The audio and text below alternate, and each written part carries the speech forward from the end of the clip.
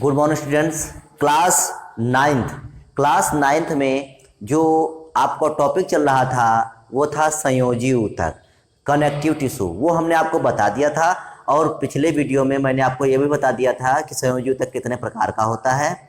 ठीक, और जब मैंने जंतु ऊतक का चार्ट बनवाया था तो उसमें भी मैंने बता दिया था कि जंतु ऊतक क्या होते हैं और कितने प्रकार के होते हैं।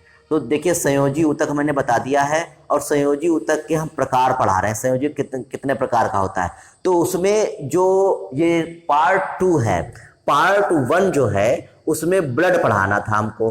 तो जो ब्लड है मैंने वो वीडियो हाई स्कूल में बना दिया है, वो हाई स्कूल बना दिया क्योंकि ब्लड जो संयोजी ऊतक है, ब्लड के विषय में जितनी भी जानकारी है उसके विषय में मैंने हाई स्कूल में ही वीडियो बना दिया है और जो वीडियो पढ़ा हुआ है।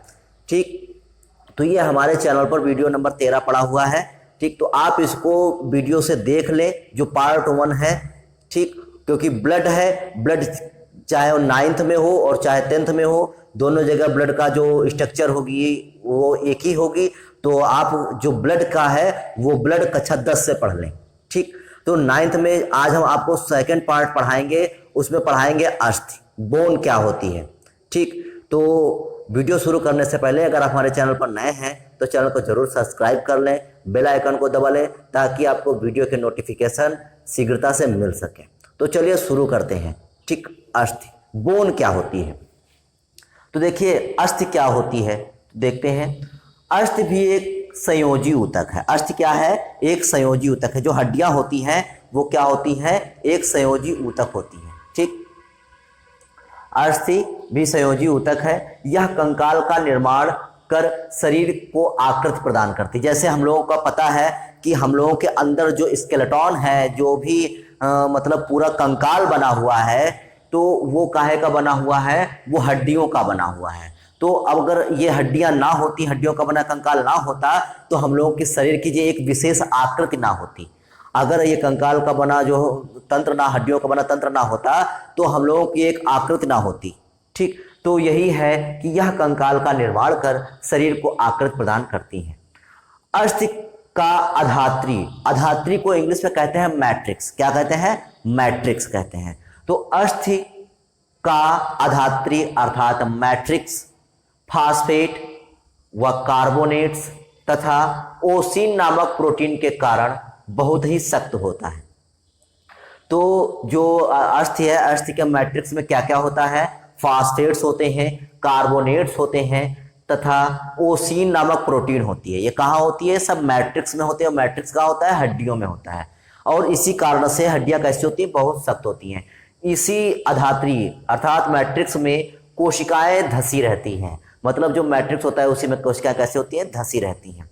तो यह है अस्थि के विषय में जानकारी। अगर आपसे पूछा जाए कि अस्थि में कौन सी प्रोटीन पाई जाती है, तो ओसिन प्रोटीन पाई जाती है। अस्थि में कौन से जो है तत्व पाए जाते हैं, तो फास्फेट्स और कार्बोनेट्स पाए जाते हैं। ठीक, तो इस प्रकार से छोटा सा टॉपिक था अस्थि। अब जानते हैं अस्थि के कार्य के विषय में। अस्थि का कार्य क्या होता है? जैसा कि हम उसमें पढ़ ही चुके हैं अस्थि में कि ये कंकाल का निर्माण कर शरीर को आकृति प्रदान करती है। जैसा हम लोग पता है कि शरीर में जो कंकाल है, कंकाल के कारण ही हम लोग विशेष आकृति प्रदान की जाती है।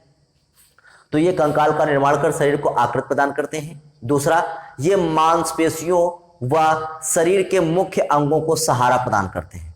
देखिए, जो अस्थियां होती हैं वो मांसपेशियों और शरीर के जो अंग होते हैं, ठीक, उनको ये सहारा प्रदान करते हैं। और तीसरा पॉइंट कह रहा, तीसरा पॉइंट मोस्ट इंपॉर्टेंट पॉइंट है। एक प्रश्न पूछा जाता है आपसे कि हमारे शरीर में ब्लड का निर्माण कहाँ होता है, अर्थात जो रक्त होता है वो रक्त का निर्माण कहाँ होता है। ये प्रश्न बहुत ही इंपॉर्टेंट है।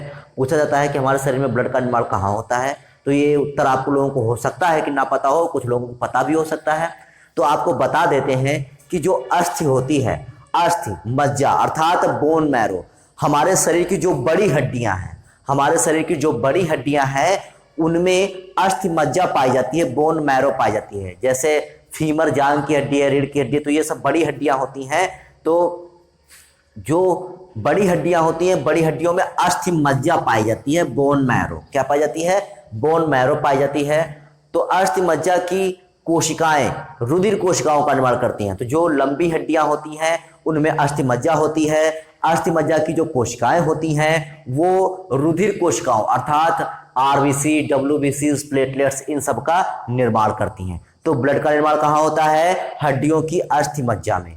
ये तो जो ये निर्माण होता है ये वयस्कों में होता है। जब कोई बालक भ्रूणावस्था में होता है तो भ्रूणावस्था में ब्लड का जो निर्माण होता है वो यकृत में होता है। ठीक, लीवर के द्वारा रक्त का निर्माण कहता है जो है भ्रूणावस्था में। ठीक, तो इस प्रकार से ये कार्य इंपॉर्टेंट था। आपने आज अस्थि के विषय में जाना और अस्थि के कार्य के विषय में जाना, तो आप इसको अपने नोटबुक पर नोट कर सकते हैं और इसमें कुछ एक्स्ट्रा चीजें भी देख सकते हैं। अगर आपको कोई दिक्कत लगे इसमें तो आप पूछ भी सकते हैं। तो आज के लिए बस इतना ही, कल फिर मिलेंगे एक नेक्स्ट वीडियो के साथ, तब तक के लिए धन्यवाद।